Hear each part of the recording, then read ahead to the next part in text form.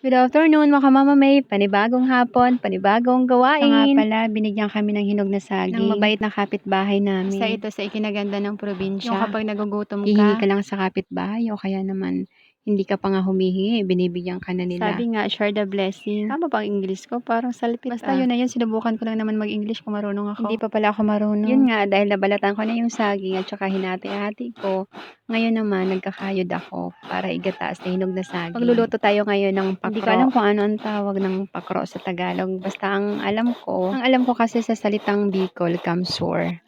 Bicol Camarines or pakro. Bakit ganito yung boses ko para ako nasa banga? Ngayon naman, ginagata ko na yung kinayod ko nyog para maisalang na natin yung At para pakro. pagkatapos, magmimerienda na tayo mamaya. Ilagay ko na nga pala yung mga pinagbibiyak-biyak kong saging. Bago ko nilagyan ng gata. May kakang gata pala to, binukod ko na. Mas masarap kasi pag may kakang gata. Nga pala, ganito nga pala ako magluto ng pakro. Nilalagyan ko ng konting asin para medyo lumitaw yung tamis ng saging. Medyo lumitaw. O kaya, para lasang-lasa yung tamis ng saging. Medyo natututong Nilagay ko na. na pala yung kakang gata na binukod ko kanina. Tsaka pakuluan natin ng ilang minuto. Dahil luto na, magmerienda naman tayo ngayon. Ako nga lang pala dito mag-isa. Wala akong kasama. O paano Maka Mama May? Hanggang dito na lang muna. Hanggang sa susunod. Maraming salamat. Bye!